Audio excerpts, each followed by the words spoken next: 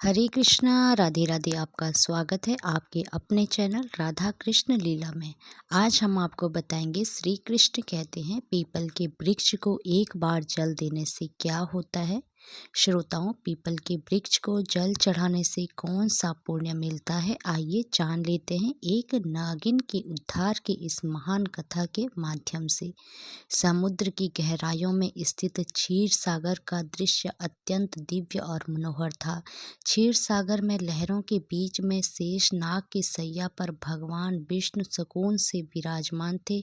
उनका नील वर्णी शरीर दिव्य आभा बिखेरे रहा था।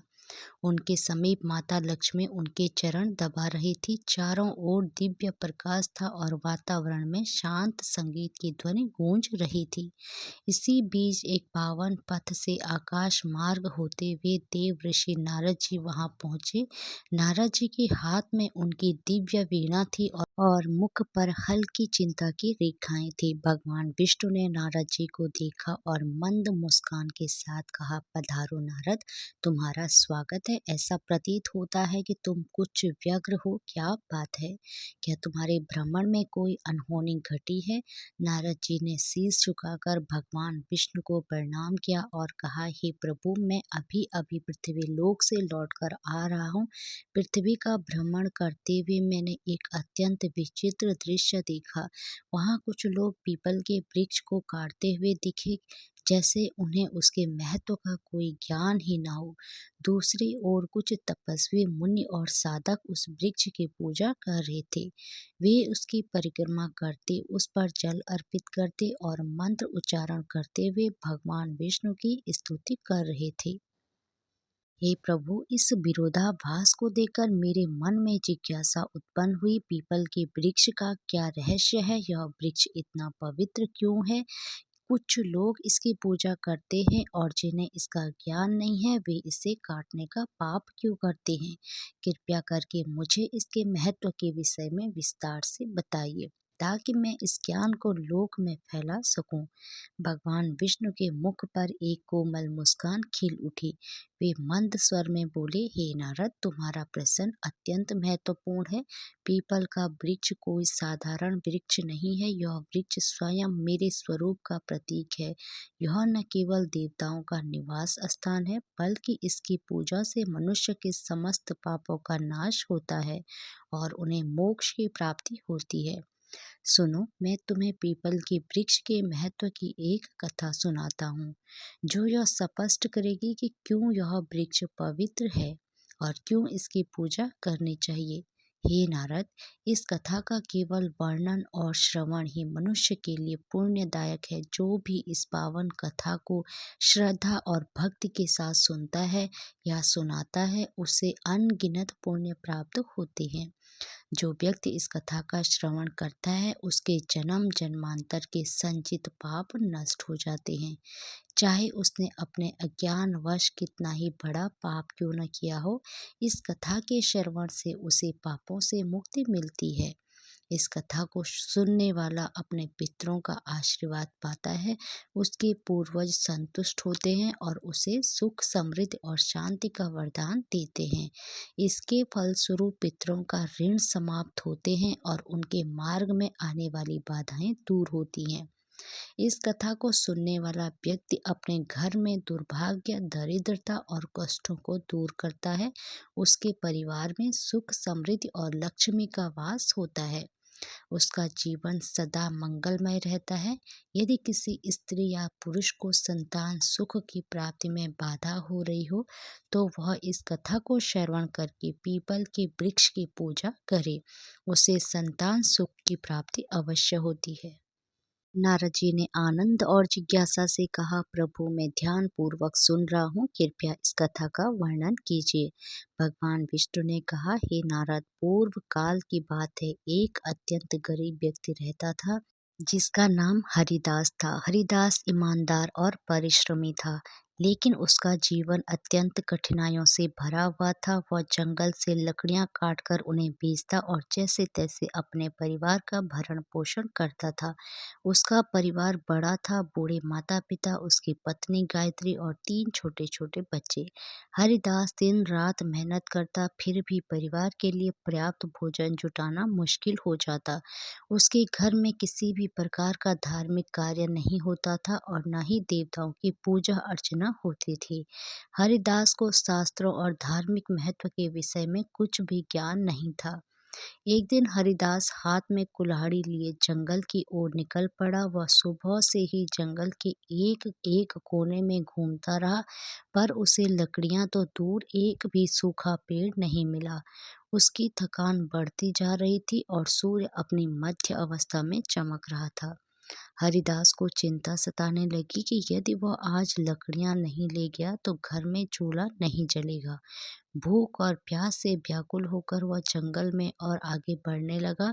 जंगल का यह भाग अत्यंत भयानक था। ऊंचे ऊंचे वृक्ष, घनी बेलें और झाड़ियों ने सूरज की रोशनी तक को धरती पर आने से रोक रखा था। जगह जगह सर्प, बिच्छू और अन्य हिंसक जीवों के खतरे भी दिखाई देते थे, परंतु हरिदास की व्यवस्था उसे वहां तक खींच लाई। बहुत देर तक भटकने के बाद अचानक उसकी नज़र एक विशाल वृक्ष पर पड़ी। वह वृक्ष अपने चारों ओर एक अजीब सी आभा बिखेर रहा था। उसकी शाखाएं मानो आकाश को छू रही थी और उसकी जड़ें धरती को गहराइयों से बांध कर रखी हुई थी। यह पीपल का वृक्ष था। हरिदास ने मन ही मन सोचा, अरे वाह, कितना बड़ा और मजबूत वृक्ष है। यदि मैं इसकी कुछ टहनियाँ काट लूं तो आज का काम बन जाएगा। फिर उसने कुल्हाड़ी को मजबूत से थामा और वृक्ष के पास पहुंच गया।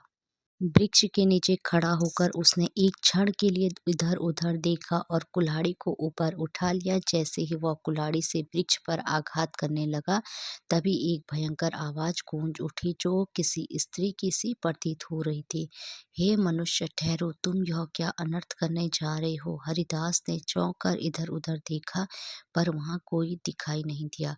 अगले ही क्षण वृक्ष के तने के पास से एक भयानक काले रंग का सर्प प्रकट हुआ। उस सर्प की आंखें चमक रही थी, मानो उनमें अग्नि की ज्वाला जल रही हो। हरिदास भयभीत होकर पीछे हट गया। सर्प धीरे धीरे उसके सामने आकार लेने लगा।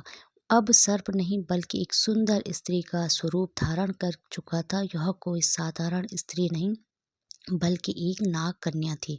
उसका चेहरा तेजस्वी था और उसकी आंखों में अपार रहस्य झलक रहा था। फिर नाग कन्या ने गंभीर स्वर में कहा, हे मनुष्य, तुम यह पवित्र पीपल का वृक्ष काटने जा रहे थे। क्या तुम्हें इसका ज्ञान नहीं कि पीपल के वृक्ष में देवताओं का वास होता है? इसे काटने से तुम्हें महान पाप लगेगा। हरिदास की सांसें तेज हो गई। वह भयभीत होकर कांपते स्वर में बोला, हे देवी, आप कौन हो और मुझसे मनुष्य की वाणी में बात कैसे कर रही हो? मैंने तो ऐसा कुछ कभी नहीं सुना था। कृपया मुझे बताइए कि आप कौन है और यह वृक्ष क्यों इतना विशेष है? नाग कन्या मुस्कुराई और बोली, हे मनुष्य, मैं इस पीपल के वृक्ष की रक्षक हूँ। मेरा नाम नागिन सुरसा है। यह वृक्ष मेरे लिए बहुत प्रिय है क्योंकि इसी वृक्ष में मेरा वास है और यह है, परंतु इस वृक्ष के साथ मेरा यह जुड़ाव केवल इस जन्म का नहीं बल्कि यह एक पुरानी कथा का परिणाम है। सुनो, मैं तुम्हें अपने पूर्व जन्म की कथा सुनाती हूँ। यह कहते हुए नाग कन्या सुरसा का चेहरा गंभीर हो गया। उसकी आंखों में अतीत का गहरा रहस्य चमक उठा। हरिदास विस्मय और जिज्ञासा से उसको देखने लगा क्योंकि यह सब उसके लिए अत्यंत अद्भुत और विचित्र था। नाग कन्या ने अपना वृतांत आरंभ किया। उसने गहरी सांस ली और हरिदास की ओर देखते हुए कहा, हे मनुष्य, पिछले जन्म में मेरा नाम सुमति था। मैं एक प्रतिष्ठित वैश्य परिवार में जन्मी थी। मेरे पिता एक धनवान व्यापारी थे और मेरे विवाह का आयोजन उन्होंने बड़ी धूमधाम से किया। मेरा विवाह एक पुण्य आत्मा और ज्ञानी वैश्य पुत्र से हुआ जिसका नाम धर्मपाल था। मेरे पति अत्यंत धार्मिक प्रवृत्ति के थे और अनाज का व्यापार करते थे। उनका जीवन सादा लेकिन धर्म और सत्कर्म में लीन था, किंतु मैं उनके गुणों से सर्वदा विपरीत थी। मेरा स्वभाव अत्यंत स्वार्थी और अहंकारी था। मैं ना तो अपने पति का आदर करती थी और ना ही किसी प्रकार के धर्म कर्म में रुचि रखती थी। मुझे देवी देवताओं की पूजा व्यर्थ प्रतीत होती थी। मेरा मन सदा संसारिक सुख और धन संपत्ति में लिप्त रहता था। मेरे पति मुझे समझाते रहते थे कि हमें जीवन में पुण्य के कार्य करने चाहिए और देवताओं की पूजा करनी चाहिए, किंतु मैं उनकी बातों को हमेशा अनसुना कर देती थी। हमारे गांव के पास एक मुनि का आश्रम था। वह आश्रम शांत, पवित्र और प्रकृति की छांव में बसा हुआ था। वहां के वातावरण में एक अलौकिक शांति थी। मुनि ने अपने आश्रम के आंगन में एक छोटा सा पीपल का वृक्ष लगाया हुआ था। गांव के लोग वहां नियमित रूप से पूजा करने आते थे। वे पीपल के वृक्ष के चारों ओर दीप जलाते, जल चढ़ाते और उसकी परिक्रमा करते थे।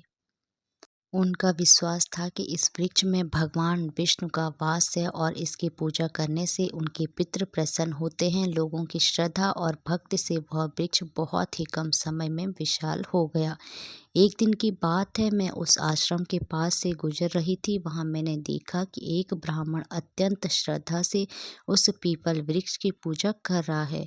वह वृक्ष के तले जल चढ़ा रहा था और मंत्र के साथ उच्चारण कर रहा था। यह दृश्य देखकर मैं ठाका मारकर हंसने लगी और कटु स्वर में कहा, अरे ब्राह्मण, तुम मूर्खों की तरह इस वृक्ष की पूजा क्यों कर रहे हो? यह तो केवल एक पेड़ है, ना फल देता है ना फूल। क्या यह पेड़ किसी काम का भी है? यह व्यर्थ का ढोंग है। तुम्हारी पूजा का कोई लाभ नहीं है। मेरे शब्द सुनकर वह ब्राह्मण अत्यंत शांत भाव से मेरी ओर देखता रहा। फिर वह गंभीर स्वर में बोला, हे देवी, तुम्हारा अज्ञान ही तुम्हारे इस व्यवहार का कारण है। क्या तुम्हें ज्ञात नहीं है कि यह पीपल का वृक्ष मात्र एक साधारण वृक्ष नहीं है? इस वृक्ष में स्वयं भगवान विष्णु वास करते हैं। यह वृक्ष जीवित है और अत्यंत पवित्र है। इसकी पूजा करने से भगवान विष्णु प्रसन्न होते हैं। इसके तले जल चढ़ाने से पितरों का आशीर्वाद मिलता है। अनेक जन्मों के पाप इस वृक्ष की पूजा से समाप्त हो जाते हैं। यह वृक्ष मानव जीवन के लिए वरदान स्वरूप है। इस ब्राह्मण की बातों ने मेरे अहंकार को और भड़का दिया। मैंने कटु शब्दों में उसका और उस वृक्ष का उपवास किया। मैं क्रोध में आकर उस वृक्ष के पास पहुंची और व्यंग्यपूर्ण स्वर में कहा, देखते हैं तुम्हारा यह वृक्ष कितना महान है। यह कहकर मैंने आवेश में आकर पीपल के वृक्ष को लात मार दी। जैसे ही मेरी लात उस वृक्ष को लगी, उसी क्षण एक विचित्र घटना घटी। मेरे पैर से लेकर शरीर के अन्य अंगों में जलन होने लगी। वह जलन असहनीय थी। मैंने देखा कि मेरे शरीर में परिवर्तन हो रहा था। धीरे धीरे मेरा रूप बदलने लगा। मेरी त्वचा काली पड़ने लगी और देखते ही देखते मैं एक भयानक सर्पणी में परिवर्तित हो गई। नागनी का रूप धारण करके मैं वहीं पर चीखने चिल्लाने लगी। मेरी चीख पुकार सुनकर आश्रम के मुनि वहां आ गए। मैं उनके चरणों में गिर पड़ी और रोते हुए अपनी व्यथा मैंने उनसे विनती की, मुझे इस श्राप से मुक्ति दिलाई। मुनि गंभीर स्वर में बोले, हे स्त्री, तुमने घोर पाप किया है। पीपल की वृक्ष को अपवित्र करना और उसका अपमान करना भगवान विष्णु का अपमान है। तुम्हें तुम्हारे कर्मों का दंड मिला है। फिर मैंने कांपते हुए हाथ जोड़कर मुनि से प्रार्थना की, हे ऋषिवर, कृपया मुझे क्षमा करें और इस श्राप से मुक्ति का कोई उपाय बताइए। मैं अपने पापों के लिए पश्चाताप करना चाहती हूँ।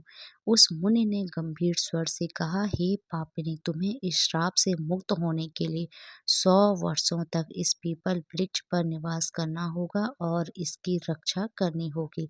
जब 100 वर्ष पूर्ण हो जाएंगे, तब तुम्हारे पति यहाँ आएंगे और इस वृक्ष पर जल अर्पित करेंगे। उसी दिन तुम्हें इस श्राप से मुक्ति मिलेगी। इतना कहकर मुनि वहां से चले गए। तब से मैं इसी वृक्ष पर वास कर रही हूँ। यह वृक्ष दिनों दिन बढ़ता गया और मैं दिन रात इसकी रक्षा करती हूँ। ताकि कोई इसे हानि ना पहुंचा सके। आज मेरे 100 वर्ष पूरे हो चुके हैं। मैं प्रतीक्षा कर रही हूँ कि मेरे पति धर्मपाल यहाँ आए और इस वृक्ष पर जल अर्पित करे।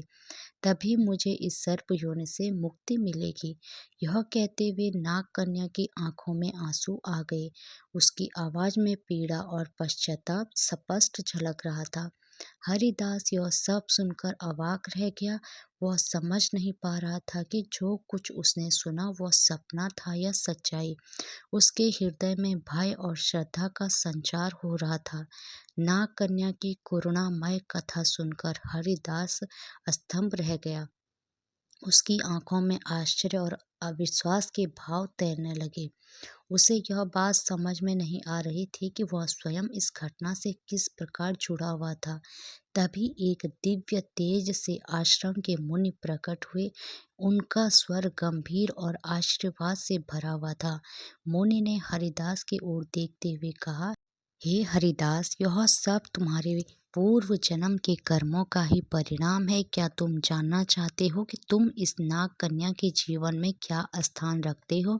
हरिदास ने विस्मय से मुनि की ओर देखा और कांपते स्वर में कहा, हे ऋषिवर, कृपया मुझ पर कृपा करे और मेरे जन्मों के रहस्य का ज्ञान दे। यह सब क्या हो रहा है? मैं इस नाग कन्या के साथ किस प्रकार जुड़ा हूँ? मुनि ने अपनी आंखें बंद की और उनके मुख पर एक गंभीर आभा उभरी। फिर उन्होंने कहना आरंभ किया, हे हरिदास, सुनो तुम्हारे पूर्व जन्म की कथा। इस नाग कन्या जिसका नाम सुमति है, इसका पति तुम ही थे। उस जन्म में तुम धर्मपाल नामक एक पुण्य आत्मा व्यापारी थे। तुमने सुमति से विवाह किया था और उसका जीवन संवारने का हर संभव प्रयास किया। तुम एक धर्मनिष्ठ और सत्यवादी व्यक्ति थे। तुमने सुमति को सद्मार्ग पर लाने के लिए अनेक प्रयास किए, किंतु वह तुम्हारे प्रयासों की उपेक्षा करती रही। हरिदास ने आश्चर्य और अविश्वास के साथ कहा, क्या मैं इस नाग कन्या का पति था? मुनि ने मुस्कुराते हुए कहा, हरिदास, सुमति ने अपने अहंकार और अज्ञान के कारण पीपल के वृक्ष का अपमान किया था, जिसके कारण उसे सर्प योनि का श्राप मिला। किंतु भगवान विष्णु ने तुम्हारे पुण्य कर्मों के कारण यह नियम बनाया कि केवल तुम्हारे हाथों से जल अर्पित होने पर ही सुमति को इस श्राप से मुक्ति मिलेगी। तुम यहाँ तक केवल अपनी नियति के कारण आए हो। तुम्हारा आज यहाँ आना संयोग नहीं है, बल्कि यह विधि का विधान है। सुमति, जो अब तक चुपचाप खड़ी थी, मुनि की बात सुनकर हरिदास के चरणों में गिर पड़ी। उसकी आंखों से आंसुओं की धारा बहने लगी। वह कांपते स्वर में बोली, हे स्वामी, मैं अपने पूर्व जन्म के पापों के लिए आपसे क्षमा मांगती हूँ। मेरे अहंकार और अज्ञान के कारण मैंने आपको दुख पहुँचाया और इस पीपल वृक्ष का अपमान किया। किंतु आज मैं आपसे एक बार फिर प्रार्थना करती हूँ, कृपया इस पवित्र वृक्ष पर जल अर्पित करके मुझे इस श्राप से मुक्त कर दे। हरिदास की आंखों में करुणा भर आई। उसने नाग कन्या के प्रति क्रोध या घृणा नहीं दिखाई, बल्कि उसके हृदय में श्रद्धा और सहानुभूति का भाव जाग उठा। उसने मुनि की ओर देखा और कहा, हे ऋषिवर, मुझे बताइए, मैं इस पुण्य कार्य को कैसे पूरा करूं? मुनि ने कहा, हरिदास को पीपल वृक्ष के पास ले जाकर कहा, हे वत्स, इस वृक्ष पर श्रद्धा से जल अर्पित करो और भगवान विष्णु का स्मरण करो। इससे तुम्हारे पूर्व जन्म के बंधन समाप्त हो जाएंगे और सुमति को भी मुक्ति मिलेगी। हरिदास ने पास ही रखे कलश से जल भरा। वह पीपल वृक्ष के सामने खड़ा हुआ और अपने मन में भगवान विष्णु का ध्यान करते हुए जल अर्पित करने लगा। जैसे ही उसने जल की धारा पीपल की जड़ों में चढ़ाई, एक अद्भुत घटना घटी। पीपल वृक्ष के नीचे एक दिव्य प्रकाश फैला और नाग कन्या का सर्प रूप धीरे धीरे नष्ट होने लगा। स्थान पर एक सुंदर तेजस्वी स्त्री प्रकट हुई। उसका चेहरा चमक रहा था, मानो वह स्वयं एक देवी हो। सुमति ने हाथ जोड़कर हरिदास और मुनि को प्रणाम किया। सुमति ने कहा, हे स्वामी, आपके पुण्य और भगवान विष्णु की कृपा से मुझे आज इस अभिशाप से मुक्ति मिली है। मैं आपके प्रति कृतज्ञ हूँ। आपने न केवल मेरे पापों का प्रायश्चित करवाया, बल्कि मुझे मोक्ष के मार्ग पर ले गए। मुनि ने आशीर्वाद देते हुए कहा, हे सुमति, अब तुम स्वर्ग लोक को प्रस्थान करो, तुम्हारे इस श्राप का अंत हो चुका है। भगवान विष्णु तुम्हें आशीर्वाद दे। सुमति ने एक बार फिर पीपल वृक्ष की परिक्रमा की और वहां से दिव्य प्रकाश के साथ स्वर्ग लोक को प्रस्थान कर गई। इस घटना के बाद हरिदास के जीवन में बड़ा परिवर्तन आया। उसने पीपल वृक्ष की महिमा को समझा और प्रतिदिन उसका पूजन करने लगा। उसने अपने परिवार को भी धर्म के मार्ग पर चलने की प्रेरणा दी। वह जान गया कि पवित्र वृक्षों का सम्मान और देवताओं का स्मरण जीवन को सफल बनाता है। भगवान विष्णु ने पीपल वृक्ष के महत्व की कथा समाप्त की। उनके मुख पर करुणा और दिव्यता का तेज झलक रहा था। देवर्षि नारद जी अत्यंत भाव विभोर होकर बैठे थे। उन्होंने भगवान विष्णु की स्तुति करते हुए कहा, हे प्रभु, आपने पीपल वृक्ष की महिमा और यह कथा सुनाकर मेरा जिज्ञासा को शांत किया। मैं धन्य हो गया। इस कथा से यह स्पष्ट हुआ कि मनुष्य अपने अज्ञान और अहंकार के कारण ही पाप के मार्ग पर चलता है, किंतु आपकी कृपा से ही उसका उद्धार संभव है। यह वृक्ष न केवल पवित्र है बल्कि स्वयं आपका दिव्य स्वरूप है। भगवान विष्णु मुस्कुराते हुए बोले, हे नारद, यह सत्य है। पीपल का वृक्ष सृष्टि का जीवन है। इसकी जड़ में मैं स्वयं निवास करता हूँ। तने में भगवान शिव का वास है और शाखाओं में ब्रह्मा का। इस वृक्ष की पूजा करने से मनुष्य त्रिदेव का आशीर्वाद प्राप्त करता है। जो भी इस कथा को श्रद्धा से सुनेगा, सुनाएगा अथवा पीपल के वृक्ष की पूजा करेगा, उससे मेरे परम धाम की प्राप्ति होगी। उसके समस्त पापों का नाश होगा और उसे जीवन में सुख, शांति तथा परलोक में मोक्ष का आशीर्वाद मिलेगा। नारद जी ने कहा, हे प्रभु, मैं अविलंब पृथ्वी लोक पर जाऊंगा और इस कथा का प्रचार करूंगा। मैं लोगों को यह बताऊंगा कि पीपल वृक्ष का अपमान नहीं करना चाहिए। इसकी पूजा करके वे आपके सानिध्य को प्राप्त कर सकते हैं। तो श्रोताओं, इस प्रकार से भगवान विष्णु ने नारद जी को पीपल के वृक्ष की महिमा सुनाई। उम्मीद है आपको यह कथा पसंद आई होगी। कमेंट्स में जय श्री राधे जरूर लिखना। हरे कृष्णा, राधे राधे। भगवान श्री कृष्ण और राधा रानी की कृपा आप सभी भक्तों पर हमेशा बनी रही। जय श्री राधे।